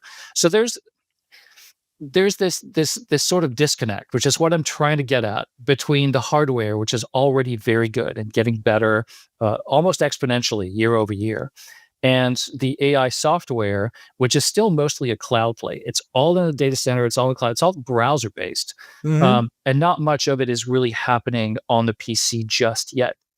So when you're asking about killer apps, first, there's no real killer app yet, other than the chatbots like the Chat GPTs and the Geminis and the Alexas, which is sort of like a UX thing. It's actually, it's not even a UX. It's a UI. It's a user interface that is beginning to test the capabilities of AI and is teaching us to interact with AI. It's not really a killer app. It's a training tool for now, but there's not really a killer app on the device just yet. The killer app is going to be the ability to tell a PC to do what you want it to do, or to tell an app what you want it to do, and for the PC to just take over. Sort of like a good friend of mine who's a database specialist. So we were just having this conversation yesterday. Told me, like, right now, whether it's GPT or Gemini, it's kind of like you have to train them like they're your youngest and least experienced intern. Right? You tell them what to do, they're going to get it right a few times, and then they're going to forget how to do it, and then you have to retrain them, and that's kind of where we are. In the next few years, we'll start seeing these systems become much more intelligent, much more organized, much better at remembering the training that you've given them, or the instructions that you've given them over time, and getting things right. And not only just getting things right, but the prompts becoming much simpler, much shorter, so that you'll kind of have like this working relationship with agents, like this sort of verbal shorthands, that will make things a lot easier, and that will allow them to go deeper into these apps, whether it's Word or a database, or Spotify, to create songs or playlists, and they'll have a lot more access to all of these apps. We're not just quite there yet. On the enterprise side, the play this year was twofold. One of the big drivers of PC adoption and AI PC adoption this year was actually not the AI. It was the end of support for Windows 10. So a lot of enterprises had to switch to Windows 11. Windows 11 PCs are AI PCs. So by default, we saw the enterprise and the commercial segment move into AI PCs fairly quickly last year, but it wasn't because of AI. It was because of that. But the second play with that is that you need to start future-proofing for AI. And whether the AI, whether it's agents or AI applications that you're running are 100% in the cloud or a portion of it in the cloud or on device, these PCs are actually better at performing workloads and at working and multitasking, even if the AI application is in the cloud. So there is an advantage to getting these PCs, even if you're not running a lot of AI locally. So the future proofing is sort of like establishing this baseline of PCs, getting them into your network, into your fleet, learning how to manage them, learning how to configure them and use them. And then when some of these applications that can be run locally come into the market, then you already have this baseline of PCs that you can use and leverage in your organization. Love it. Yep. Let me go to a second theme on your theme top hits of themes for 2026. And this is one I've heard a lot too, right? 2025 was, and even 2024 was very much the year of training AI, training LLMs. This year coming up and in the years to follow, it's going to be much more about inference. Right? Different kinds of chips. You don't need those NVIDIA monster chips. You can get away with Trainiums, and all the cloud providers are having their own inference chips. Broadcom is huge in this. But really, back to your theme of the edge and on the end device, it's really about inference at the edge as well as in the cloud. Right? So it's moving from training to inference and then moving inference closer to the user. Correct. Yeah. You want to move the data closer to the user, or actually, you want the processing to happen at the source where the data lives, and the data lives with us, right? So the closer you can bring the AI processing to the user, the better. And there are a few reasons for that. One of them, especially when we're dealing with conversational AI, whether it's Alexa as a voice AI or ChatGPT as more of a keyboard or touchscreen AI. If you're having that conversation, if you're having that dialogue with your AI, you're telling it to do something, you're asking it questions, and it needs to answer. What you don't want is asking a question, and then there's pause, and then you wait and wait and wait, and then maybe you get a partial answer, and then you wait again, and then you get another answer. That's not really functional. People just kind of like disconnect from that. It's useful, but it's not great. What you want is for your device, your interface, whether it's a PC or a phone or your AI glasses or whatever, to respond immediately. When I'm talking to Alexa in my kitchen, for instance, I'll ask her a question. I don't want to wait 30 seconds. I want an answer right away. Even if it's a sort of a preliminary answer, like, hey, I heard your question. Let me think about this. I'm going to ask a couple more questions, or like, why are you asking this? Like starting a conversation while in the background, the AI is going to the cloud, doing some search, figuring out what the answer is, and then coming back to you. And so a lot of this inference has to be done locally. The inference is essentially sort of like the UX layer of AI. It's what we experience, and it's the processing of what your question means and how to answer. For instance, that's part of the inference layer. And so what we're seeing is, with better silicon and with better software and just better devices designed for this specific purpose, is this sort of immediacy of response, where you can feel like you are having a conversation with someone, even though it's an AI, that feels natural, like the conversations that we're having now, right? If I say something and I pause for 2 seconds, you're going to fill that space with a question or a comment or an acknowledgement of some kind. And it's that sort of interaction that we're looking for. And so that has to be done at the edge. That has to be done on the device. And so what we're seeing this year is this push to create these experiences so that it becomes much more natural and fulfilling and just nice, enriching to have these engagements with an AI at any moment. Which also brings me to another part of my prediction for 2026 is that steady shift from keyboards and touchscreens to voice interfaces. We're seeing this with Alexa. Obviously, I keep talking about Alexa because I think they're in the forefront of this. They're a voice first agentic platform, as opposed to most of the other ones that are sort of like type based. But also the rise of, these aren't AI glasses, but AI glasses, this form factor of having glasses on your face that have cameras that can see, that have microphones that can hear, and that have Speakers that can talk to you too, though. right. And so you can tell an AI, you can ask it questions, you can tell it to take a picture, start recording. You can ask So I've it, been hey, waiting for them to come out because I use readers. So, Yeah. the Ray-Bans are the Ray-Ban Meta ones are the ones everyone's playing with, but they don't have them in readers yet, and they're crazy expensive. I don't really need a prescription per se. But you hit on something that's kind of near and dear to me, Olivier. I've been looking at human computer interaction for years, like 20 years already, right? Because, I mean, let's face it, the whole Windows mouse keyboard thing is something that Xerox, which should give you an idea of how old this is, right? It's something that Xerox cooked up, when was it, in the 60s or the 70s in Park, right?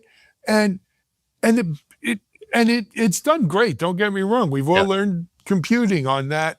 I mean, we had typewriters first, right? So we started. But Right. no, but the whole Windows mouse sort of interface, and we've taken it to extremes and really done its thing. But its time has come. Its time has passed, rather. It is time. Right. It is time. I'm not saying we're going to go full blown Star Trek and Hello Computer from Scotty, or something like that. But I agree.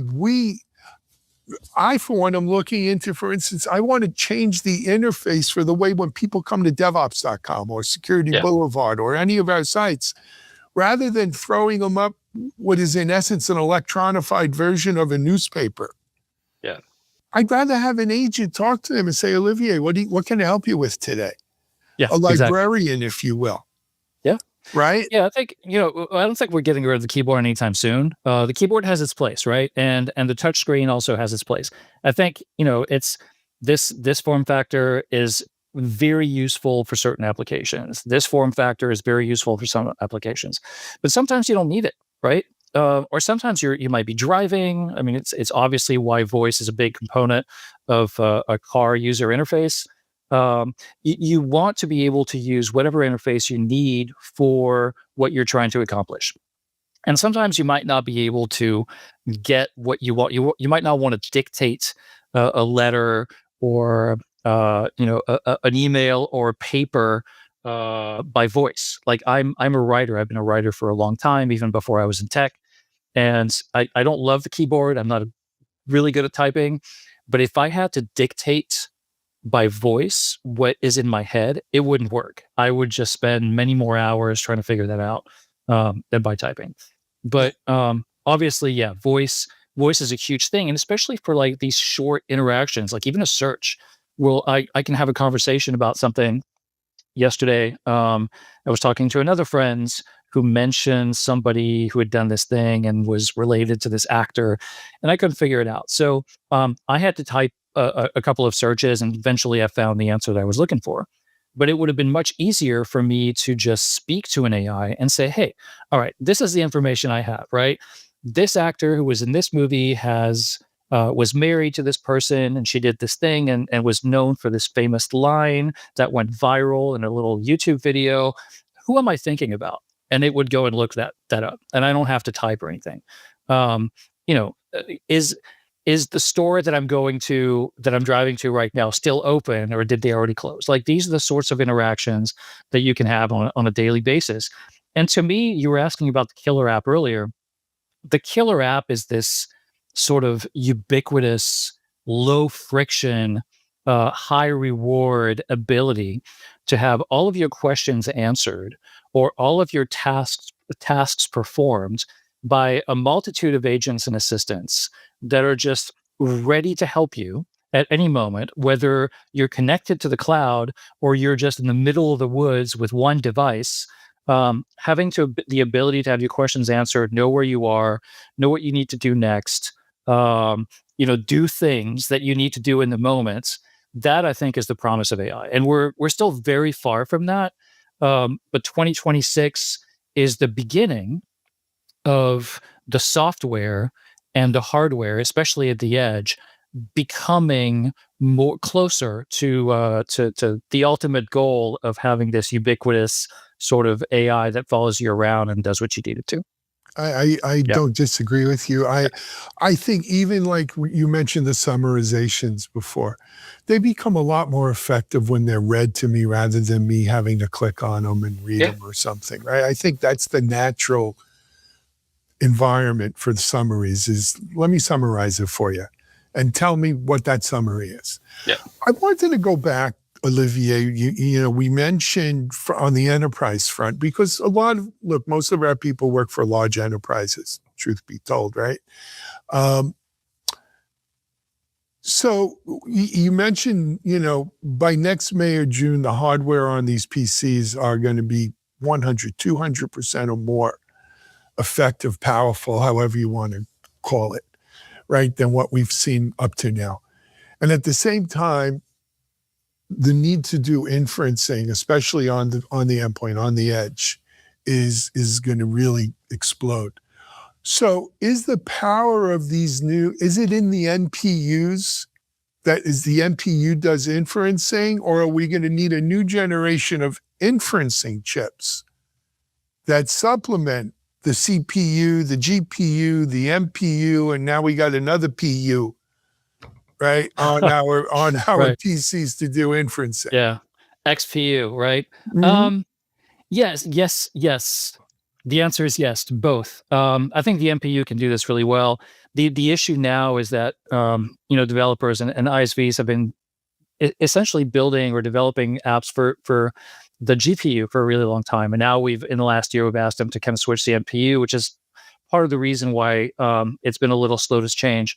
I think that there's going to be more innovation in that world in the next year. Well, definitely in the next few years. I think in the next year we're still looking at the NPU sort of leading that. But one of the interesting developments in the silicon world, whether it's in the data center or on devices, so I only care about devices, so I'm just going to talk about that, is actually the role that memory and storage play in this. There's been so much noise about GPUs for training, GPUs for inferencing as well, although I think CPUs are better suited for that. But what we don't talk about, what hasn't been as sexy as the big NVIDIA GPUs, is memory. You need for inference, you need to have a lot of storage where the models and all the data processing, all the learning that's been done by the AI sort of lives, right? So that it can be drawn from at any moment to be able to answer a query. But also the memory in the sense that when you're interacting with an AI assistant, all of those interactions have to be just kind of like held in a memory, and all of the queries have to be held in memory. So there's this constant back and forth of data and information that has to be processed. And while the processing is happening, you need those data packets to be held somewhere, right? And so memory is super, super, super important. Memory has to be designed and architecture specifically for those types of use cases in order for it to be really effective and efficient. And so I think that we're going to see companies like Micron, for instance, but there are some other ones as well. Samsung's one of them. Start to emphasize memory as well. It's always been sort of like a commodity silicon, right? It's just like a cheap part, and now all of a sudden it's like, oh, wait a minute, we can't. There's the demand for really good AI enabling memory is outstripping supply. So what we might see We're this year already is seeing it. I mean, yeah, the memory market is, it's volatile to say the least, because basically the ones you mentioned, Micron, Samsung, and some of the Taiwanese, every single piece of wafer or whatever that they can produce is already bought and paid for. Yeah. Right. If we're going to see growth, where's growth coming from? Yeah. So it's going to be interesting to see what happens, because one, high demand, low supply, without the ability to really respond to that super quickly. That's going to make prices rise a little bit, I'm assuming. So get ready to pay a little bit more in addition to tariffs and everything else for your devices. But also, what might happen is we might start seeing more focus on the memory specs of devices, as opposed to before, where it was kind of like, you're looking at, the kind of what processor is in there. It's always been kind of like the CPU. You might start thinking about like what the GPU or the NPU can do in a PC, for instance. Now you're also, when you're going to look at the bill of materials, you're also going to be looking for what kind of memory you have in order to see what kind of performance you can expect from a device. And that's going to change things. So for the average person who doesn't understand any of this stuff, no. But for people who are a little bit more focused on specs and performance, that memory component is also going to be part of that that research parameter when you're trying to pick what device you need for your particular use case. If you're like a graphic designer, for instance, or just somebody like me who uses PCs for general use. Got it. Yep. Olivier, I'd like to sit and talk to you more about this. I'd love to talk to you more about the intelligent voice assistants beyond Alexa even. But we only have 30 minutes and we're over that already. I apologize. But for people watching this who say, hey, I'd like to follow Olivier, I'd like to stay up on his research, what do you recommend to them? Well, the easiest thing is just to go to futurumgroup.com and look me up in the research director or analyst directory, and that will connect you to my my X, formerly Twitter, to my LinkedIn, to all of my articles, all of my research. If you forget that URL, just Google me. Just remember, I am not the Olivier Blanchard who is the former director of the IMF. That's the International Monetary Fund, Right. not the Impossible Mission Force. Sorry for you. Yeah. So futurumgroup.com and just look at the analyst directory and I'll be there. And I will just emphasize that one of the nice things about the Futurum Group advisory analyst business is they don't put a lot of it behind the reg wall. A lot of it is available. You don't have to be a paying customer to get your hands on the latest research. So go check it out. Olivia, Some of it. Well, some of it is, but compared to other analyst firms where you really can't get anything other than a blurb, right, without paying. Olivier, thank you so much for making Predict 2026 better by your presence and your predictions. We appreciate you. Continued success and keep us posted. Thanks a lot for having me. I hope I'll be back next year. Absolutely. Or before. We've got a lot more on Predict 2026. We've got so many great analysts and predictions. Stay tuned. For now, this is Alan Schimmel. Thank you.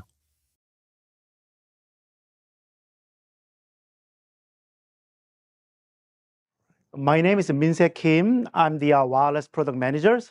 So I've been doing Wi-Fi a long time. And now I'm doing mostly at the agentic ops because every Cisco employee is working on the agentic ops as a North Star. And then when it comes to the enterprise network and Wi-Fi network, Muhammad covered a little bit about what does it mean for my enterprise network, my campus network, when we come and see the AI era. In fact, I had some chat on the back with chatting with my customer, and he's kind of coming back, has his old COVID the panics. What that means is they now see the demand soaring, all the chipset and component pricing is rising, DRAM price going up crazy. So they said, okay, I might have to buy my Wi-Fi 7 right now because the price of my AP might go up anytime. So we see some interesting changes that AI even is changing the customers' buying cycles. But it's not about the purchasement, it's actually happening across the whole domain. And then when it comes to Wi-Fi and AI, when you find that common denominator, one common denominator is a physical AI. Because when we talk about the AI, we always think about the AI infrastructure being something in the data center, right? Oh, that's data center connectivity, data center power consumption. But in reality, how we consume those data, how we train the robot, you're probably very familiar with how you train the robot, right? There's an operator with the VR goggle doing the stuff, and the robot mimic it simultaneously while we sending all the 710 video feed to the central cloud, the AI cloud, to create the model. And what interface they were using, what type of network technology that we use on that? Wi-Fi 6, Wi-Fi 6E, and 7. So Wi-Fi become crucial point on the entire consumption cycle of AI ecosystem, from the training, from the downloading, to the actual the consumption. So we are looking for Wi-Fi to be a sub-millisecond latency with a multi-gig performance as a last mile. So when we talk about the ultra Ethernet with 100 gig and more, yep, for sure, because a single Wi-Fi access point can easily handle 5 gig and 6 gig. Maybe I can talk about the AP topic later on, but you can find the most of the enterprise vendor. Of course, we start with the Cisco that we launched the high-end Wi-Fi 7 AP first, starting with the 20 gigabps of the backhaul speed on the AP that placed on the ceiling, right?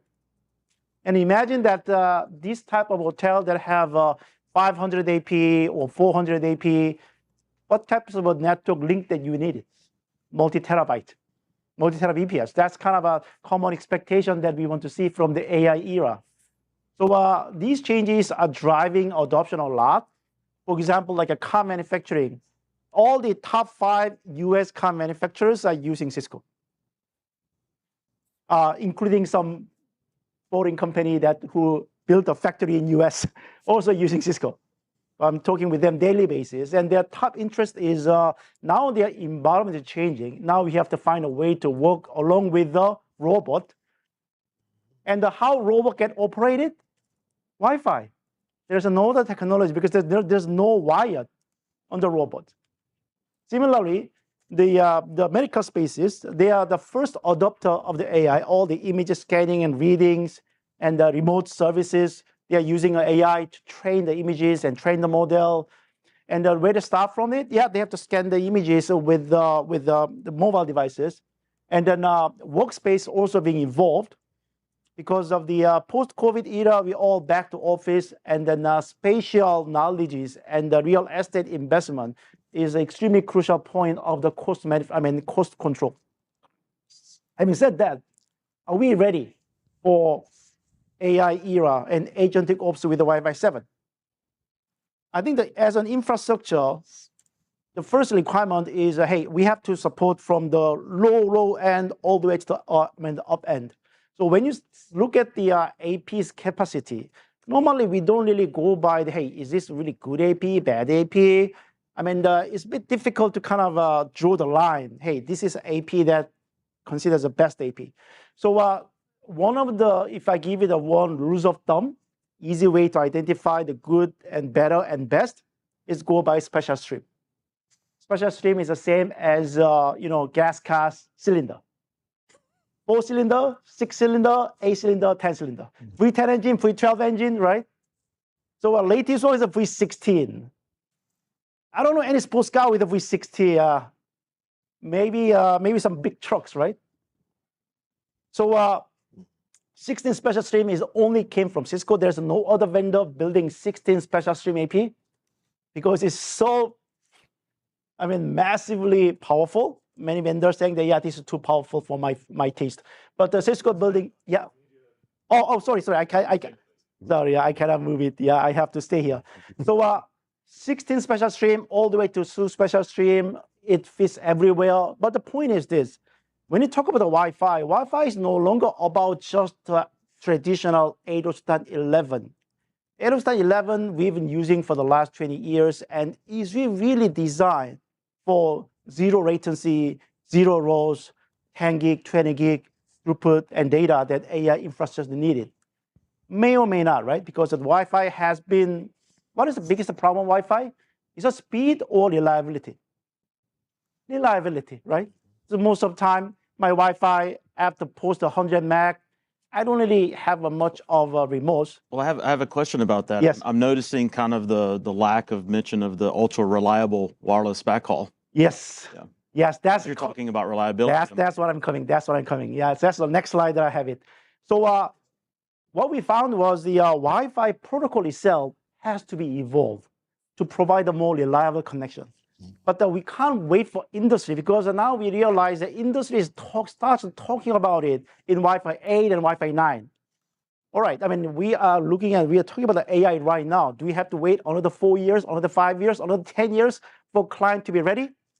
So let's get it ready. Let's deliver the outcome to the end user. That's why that all of our Cisco Wi-Fi 7 AP capable to operate ultra reliable wireless backhaul.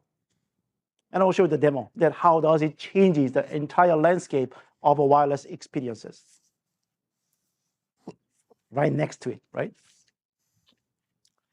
When you talk about the Wi-Fi is always unpredictable, because Wi-Fi connection is a stateless. There's no connection per se in terms of Wi-Fi. So that's why that is always unpredictable. Sometimes connect, sometimes disconnect, because there's no stringent connection control. And then even the media access is random, rather, right? It's very opportunistic. So in the Ethernet world, that was another issue. But the Ethernet, they increase the clock speed. They have a dedicated medium switching, so it's fine. But in wireless, it's shared medium. In the shared medium, without stringent access control, you can't really have a predictable connection, which is bad for robotics, which is bad for any of our autonomous system. So what's the best way to handle it? Building the next generation wireless. I will show you the demo that how does it difference between two. So essentially, we have a 2 AP running with a Wi-Fi as well as an ultra reliable wireless backhaul. So because of the Cisco AP have so many radio, I told you that we have a 16 special stream with 16 trucks, right? So we dedicate the one radio into Wi-Fi, other radio into ultra reliable Wi-Fi. I mean wireless backhaul. So and then let's imagine that how your new physical AI board operate in the factory spaces or workspaces along with you. So we place the little wheel on computer. Yeah, we have a typical general AP on the ceiling, right?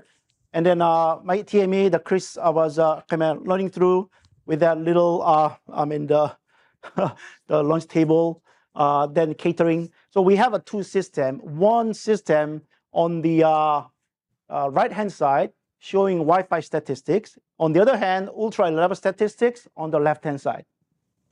Look at all this jitter. Look at all these jitters and the fluctuation between two. Did you notice that big blip on the Wi-Fi? Why did that happen? Yep, because the Wi-Fi only can cover so much of an area. If I put like 30 feet or 20 feet away from the AP, client need to join the new AP. So every time that the client get disconnect and reconnect, there is a blip. And the blip might be as short as a 30 millisecond or as long as a 2-3 seconds of a delay. And that can be really, the life and death matter, right? So, but when you look at the ultra-reliable wireless backhaul, it's like a switching Ethernet. It's like a freaking 1 gig switching port, right? You don't see any blip. You don't see any jitters on the latency.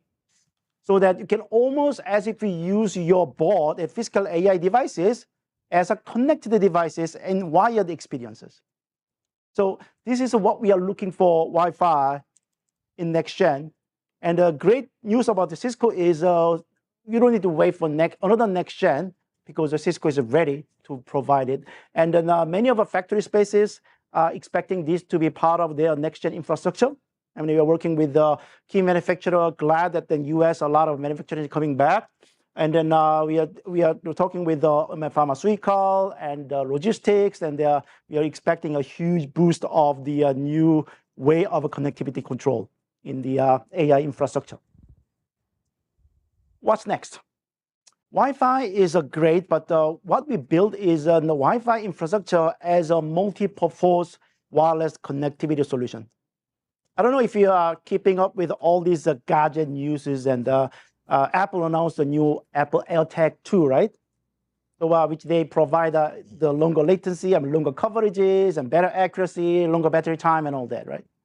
And I was thinking that, okay, I mean, the consumer industries are evolving, that they're making the UWB as a part of the day-to-day, the past. Why don't you use that UWB in my enterprise network? So can you make usage of UWB using my existing Wi-Fi infrastructure or Wi-Fi plus UWB? And says yes. So this is another great leap from the traditional location services, spatial awareness. Because in Wi-Fi world, the location accuracy always been a primary blocker that give us, a bit of remorse that sometimes the location accuracy may be okay. It might be 5 meters or 7 meters away from the actual location, maybe 10 feet away from the actual location, and tracking performance is also not great as it's supposed to be. So we have to solve the two fundamental problem on the location services. One is location accuracy, second is location latency. So how we can solve all that with the proper pricing and infrastructure support. So that all of a 20 or almost 3 decade old problem resolved with the Cisco Wi-Fi 7 AP. Here's one example that we use. When you manage it as a NetOps, right? The biggest difference between the Wi-Fi versus switching and backend on the data center, most of the NetOps team do not really know where is my AP installed. Why? Because AP is installed in the 5,000 miles away by third-party contractor or subcontractor, right? We never know, really. We only give them a little blueprint from the Echo and Hamina. Okay, place the AP right here. And then someone, they take a picture, but they can't send the picture of 100, right? So location has been always a bit of deterministic based on the certain assumption that, yeah, probably the user might install somewhere there. And what we have done was we are making use of the latest and greatest technology of location, 802.11MC, other name FTM, find time measurement, or UWV, and we actually do the sensor fusion to really create the the location detection in the sub-meter, so like 1 feet. So this was another great initiative. The innovation. Every NetOps Wi-Fi professional was looking for this feature for the last 2 decades. So I'm one of them. I'm so glad that now we are able to pull that trigger. And then it goes beyond just a network to network and AP to AP. What about the asset, right? So let's look at the other demo. So how the asset tracking is also evolved in the new Wi-Fi 7 era. So this is our SF12 office, San Francisco office, where my desk located. And then my friend's, he's testing on the, he's looking at some of these assets he left off. So he opened up his browser. He doesn't need to install anything. He just open up the browsers and click the QR code. You got the location of the current whereabout, and find out, okay, I left my asset on the north corner of the building. So it's walking through. So while it's walking, there's real-time tracking is happening. So you might have seen this demo a few times, but here is the true innovation is coming on the later part of the demo. Just look at it, right? Step by step, it's tracking you. In real time, it's and then we observe it, the whereabouts of the users. But at the same time, the user is actually tracking and searching for his missing asset, right? He's not looking for the meeting room, which is a fixed location. He's looking for the asset that he just need to find out where he left. So he's continually walking down the alley, and then when he reached the close to the alley, let's see what he found. All right, there's a notification alert. Okay, you must be nearby the tag, right? So he found it, and this is the true innovation. Let's say that let's move the tag. It's slightly it's like a 1 feet next to the original location. You see that the tag location was switched immediately. Oh. So this is innovation. We have this similar solution from maybe AirTag with a one consumer guy with a one bag, luggages. But now imagine that you can do it in the scale of thousands and tens of thousands and millions of assets. So whole world of a NetOps operation will be changing to the new world. And imagine what types of spatial awareness and asset knowledge translate into the AI world, right? When it comes to the AI analytics, first thing that I have to have is a data set, right? We need to have a data. We need to have the physical world model that digitizes all my assets. And who can help and what can help? Wi-Fi 7 infrastructure. It understands the existing whereabouts of the humans, asset, and the system, and then they're able to populate it on the digital world. And the data set is using the AP as an uplink, and then the uplink can be done by Wi-Fi, BLE, Zigbee, Thread, UWB, you name it. So many of them, so versatile. So this is how we changed the whole thing. So let me talk about the third topic. I don't have much time, so I will talk about the third topic, which is what mean by AI from the NetOps point of view. The NetOps point of view, they have a couple things. The first one is they have to keep up to date, change management. And you know what is the most common change management in the NetOps world? Firmware upgrade.